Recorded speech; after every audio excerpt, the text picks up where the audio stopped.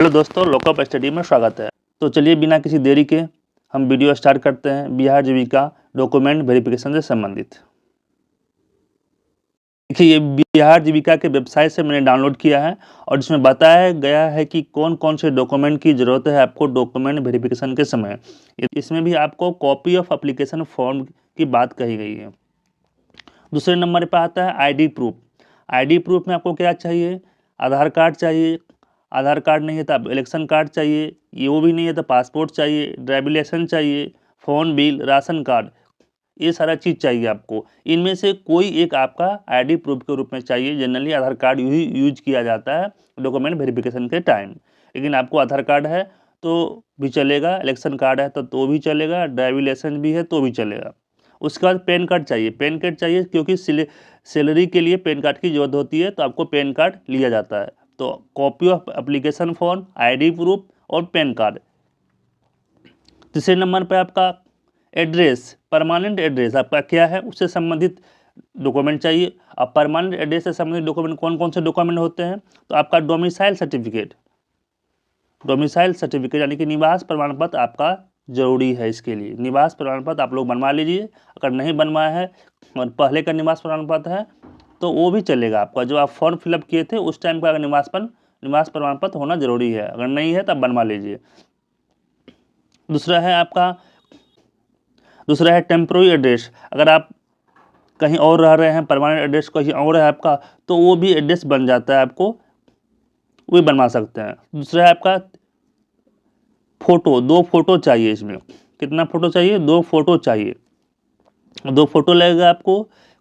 उसके बाद आपने कौन सा फॉर्म फिलअप अप्लाई किया, जैसे कि आपने सीसी का अप्लाई किया है, एरिया कोऑर्डिनेटर का अप्लाई किया है, बीपीएम का अप्लाई किया है। बीपीएम अप्लाई किए हैं तो आपको हायर क्वालिफिकेशन, आपका ग्रेजुएशन हो गया तो ग्रेजुएशन का सर्टिफिकेट चाहिए। अगर सीसी का किया है तो इंटर हो गया, उसका सर्टिफिकेट चाहिए। तो वही यहाँ पे लिखा गया है आपको नंबर 7 में, educational certificate, marksheet and claim. अपने मैट्रिक का मार्कशीट, मैट्रिक का सर्टिफिकेट, इंटर का मार्कशीट, इंटर का सर्टिफिकेट, ग्रेजुएशन किए हैं तो ग्रेजुएशन का मार्कशीट, ग्रेजुएशन का सर्टिफिकेट, जो फॉर्म में फिलअप में आपने दिया था वो सारा मार्कशीट प्लस सर्टिफिकेट चाहिए। चौथा है आपका 8वां नंबर पे है एक्सपीरियंस सर्टिफिकेट।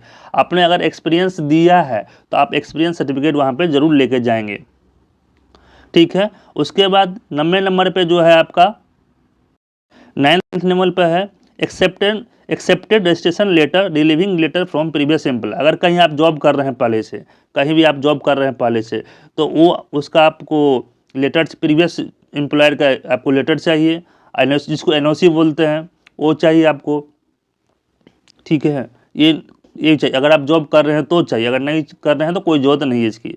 दूसरा है कि लास्ट 3 सैलरी स्लिप, यानी कि आप जॉब कर रहे हैं तो आपका लास्ट 3 मंथ का सैलरी स्लिप दीजिए उसको। बैंक स्टेटमेंट दीजिए 3 मंथ का, अगर आप पहले से एम्प्लॉय हैं तो। Medical fitness certificate, medical fitness certificate हर किसी से मांगा जाता है, ठीक है। यह है मेडिकल फिटनेस सर्टिफिकेट। 13 नंबर पे है कि self declaration in writing that you will not demand और गिव डोरी। और ये है कि एक सेल्फ डिक्लेरेशन दीजिए कि आप दहेज नहीं लीजिएगा भविष्य में, और दहेज नहीं लिए, ये आपको सर्टिफिकेट देना पड़ता है। हर डॉक्यूमेंट वेरिफिकेशन में देना पड़ता है ज्वाइनिंग से पहले। तो इसमें भी है कि आपको दहेज नहीं लिए है या दहेज नहीं लीजिएगा शादी के बाद, तो उसका सर्टिफिकेट बना के आप दीजिए, सेल्फ डिक्लेरेशन करके दीजिए। देखिए, और इसमें कितना कॉपी लेके जाना है आपको। देखिए इसमें लिखा है all certificate verify with original document, therefore carry all original document on the day of joining. देखिए कह रहा है कि आपको जितना भी आप फोटो कॉपी लेके जाइएगा उसको आपको ओरिजिनल डॉक्यूमेंट से वेरीफाई किया जाएगा, उसके बाद ही आपको ज्वाइनिंग दी जाएगी, ठीक है। ये सारा है इसमें मेन इंपॉर्टेंट है आपकी आपका एप्लीकेशन फॉर्म आप लोग डाउनलोड कर लीजिए, अगर डाउनलोड नहीं है तो आपका। और ये सारे डिटेल्स जो थे बिहार जीविका से संबंधित जितने भी पोस्ट हैं सभी के लिए सेम टू सेम आपका डॉक्यूमेंट वेरिफिकेशन के टाइम ये डॉक्यूमेंट लगेगा, ठीक है। आप लोग बढ़िया से देख लीजिए कौन कौन सा डॉक्यूमेंट लगेगा। कॉपी एप्लीकेशन फॉर्म आप लोग निकाल लीजिए, अगर नहीं है तो अगर आपके पास जाति प्रमाण पत्र, आय प्रमाण पत्र, निवास प्रमाण पत्र ये नहीं है तो ये बनवा लीजिए।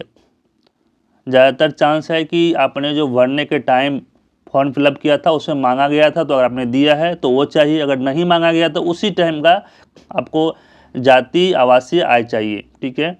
और एनसीएल की बात इसमें नहीं की गई है। अगर आपके पास जाति प्रमाण पत्र है तो वो भी चलेगा, लेकिन आप लोग एनसीएल जरूर बनवा लीजिएगा। ये था डॉक्यूमेंट वेरिफिकेशन संबंधित।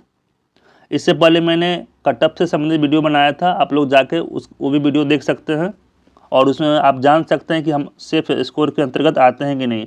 अब बात करते हैं कि बिहार जीविका का रिजल्ट कब तक आएगा।